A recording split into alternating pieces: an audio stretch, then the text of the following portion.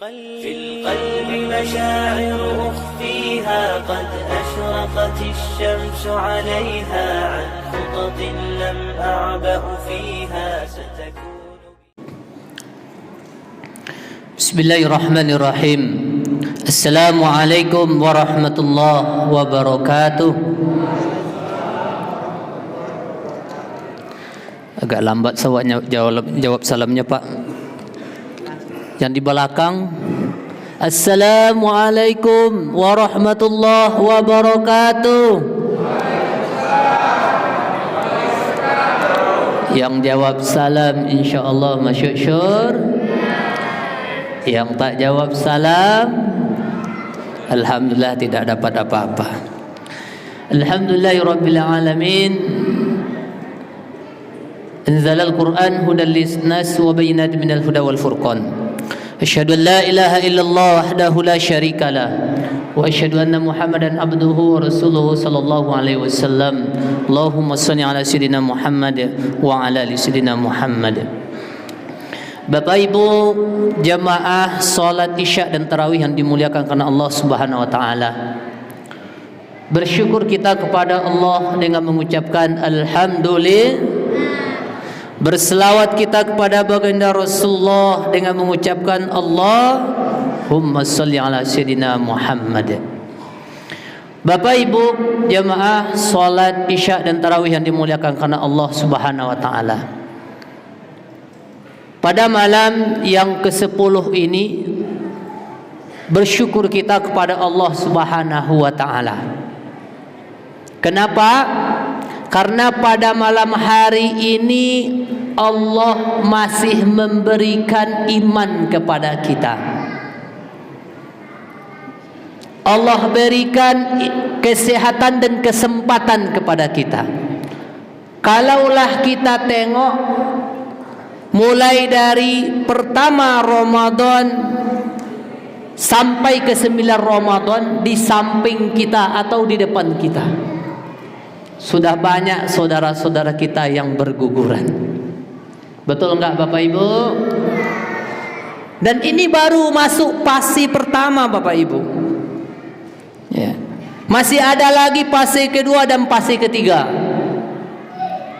Di fase pertama kita sudah berguguran untuk melaksanakan sholat tarawih. Tapi bersyukur kita kepada Allah, alhamdulillah pada malam hari ini Allah masih memberikan kita kesempatan. Maka daripada itu Bapak Ibu yang dimuliakan karena Allah Subhanahu wa taala, malam ini saya coba membahas fadilah atau keutamaan sholat tarawih. Ya, bagi anak-anak ya. Fadilah atau keutamaan sholat tarawih. Ada 3 keutamaan sholat tarawih Bapak Ibu yang dimuliakan karena Allah. Yang pertama keutamaan sholat tarawih itu Bapak Ibu,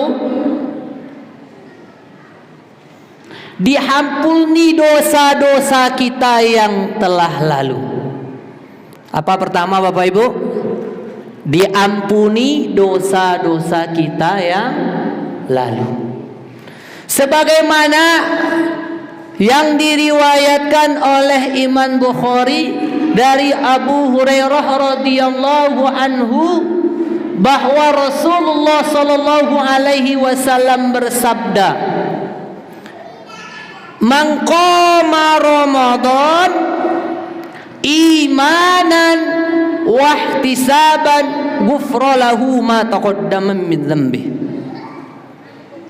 Barang siapa yang melaksanakan qiyam, kata Imam Nawawi, qiyam itu Bapak Ibu salat tarawih, dengan iman dan mengharap pahala dari Allah Subhanahu wa taala, ghufra lahu ma taqaddama min dzambi, maka diampuni dosa-dosanya yang lalu.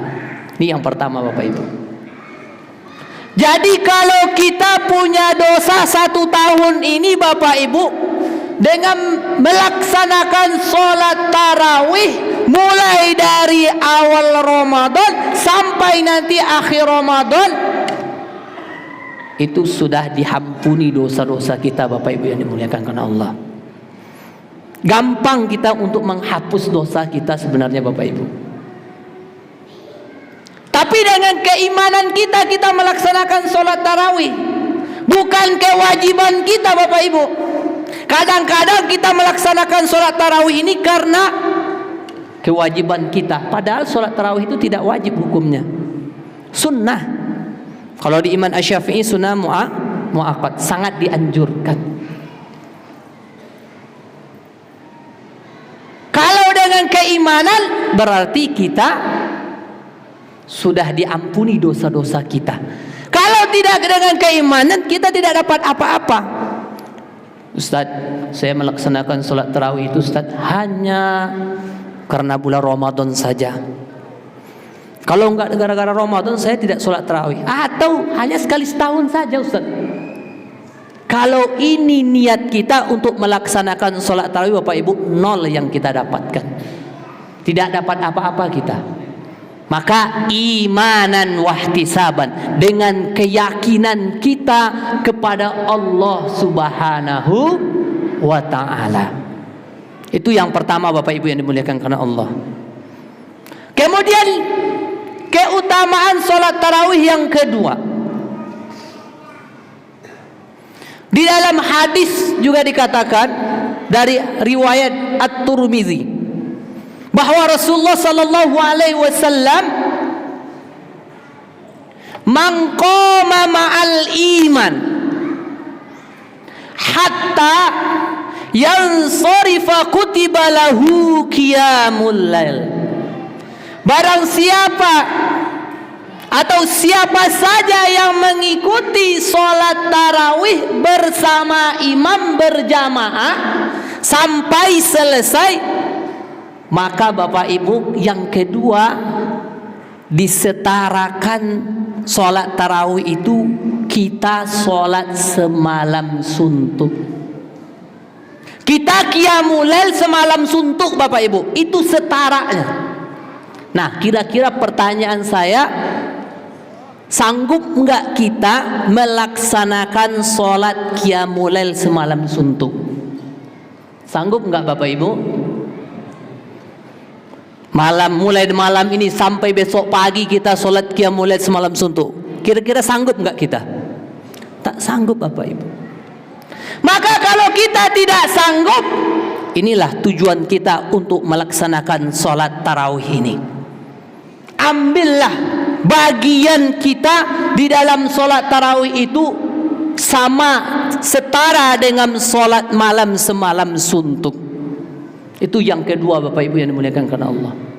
Kemudian yang ketiga, Bapak Ibu yang dimuliakan karena Allah Subhanahu wa ta'ala, yang terakhir, sholat tarawih itu bukan sekedar rakaatnya saja yang harus kita perhatikan, tapi kita ambil bagiannya, bagian pahalanya di dalam bacaan-bacaan sholat tarawih itu, bukan rakaatnya. Kenapa? Karena kalau kita mengejar rakaat 11 rakaat saja, itu anak SD saja, bukan anak SD, anak TK saja mau dia melaksanakan, Bapak Ibu yang dimuliakan karena Allah. Makanya baginda Rasulullah sallallahu alaihi wasallam mengajarkan sholat tarawih 11 rakaat itu bacaannya Al-Baqarah, Ali Imran, An-Nisa, atau di setiap rakaat sholat beliau itu bacaannya paling sedikit 100 ayat. Nah, kira-kira kita sholat tarawih satu rakaat berapa ayat, Bapak Ibu? Berapa ayat, Bapak Ibu? Paling satu ayat Pak Imam baca, atau 2 ayat. Kalau Al-Baqarah 1 ayat, so di ayat 282, itu kepanjangan Pak Imam. Nah, kenapa kita Rasulullah mencontohkan Al-Baqarah, Al-Imran? Karena keutamaan bacaan-bacaan dalam sholat itu melebihi dengan bacaan-bacaan kita kalau baca di luar sholat, Bapak Ibu. Misal kalau di luar sholat ada hadisnya, man barang siapa yang membaca Al-Quran fa innahu hasanah. Maka harfan min kitabillah. Barang siapa yang membaca Al-Quran fa innahu hasanah, mendapatkan satu hasanah. Wal hasanatu bi asyri amsalihha.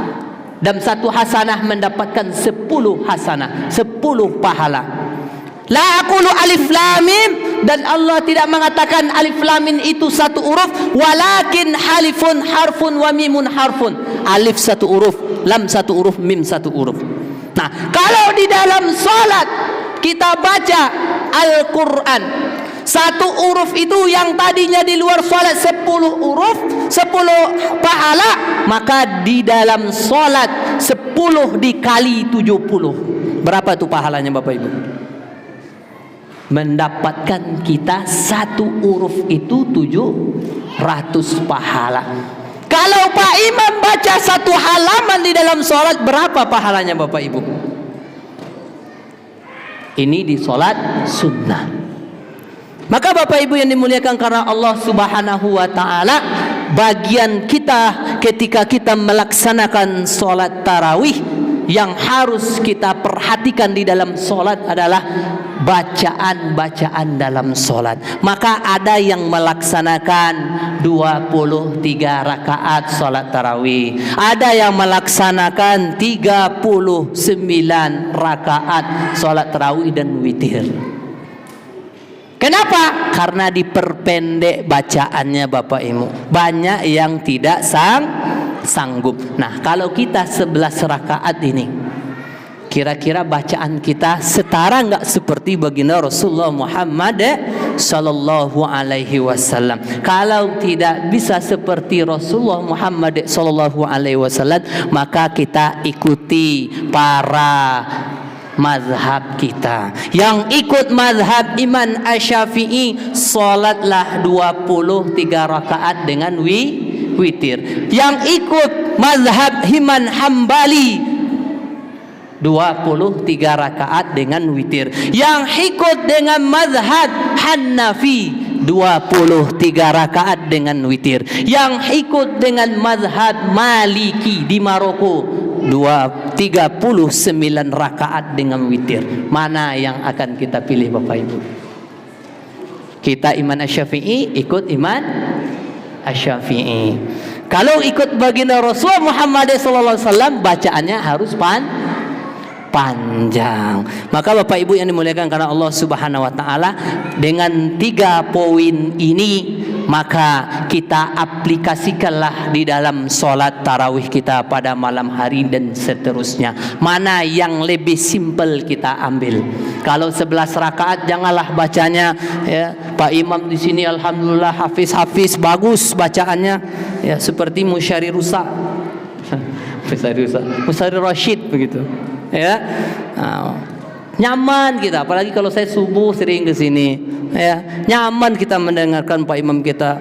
Maka marilah kita ya, lebih panjang bacaannya. Jangan di setiap Ramadan setidaknya bacalah Pak Imam 1 ayat. Kalau panjang Pak Imam nanti di WA Pak Imam. Jangan sampailah seperti ini kita Bapak Ibu yang dimuliakan karena. Maka dengan 3 poin tadi, supaya kita diampuni dosa-dosa kita satu yang lalu, kemudian setara pahalanya dengan sholat semalam suntuk, kemudian kiroatnya bacaan di dalam sholat tarawih itu mendapatkan pahalanya kalau satu huruf 700 pahala. Maka kalau ini yang kita lakukan, insya Allah sampai akhir Ramadan kita, setelah Ramadan atau di hari raya Idul Fitri dikembalikan seperti anak bayi. Itu saja yang bisa kami sampaikan, terlebih dan kurang mohon maaf. Wassalamualaikum warahmatullahi wabarakatuh.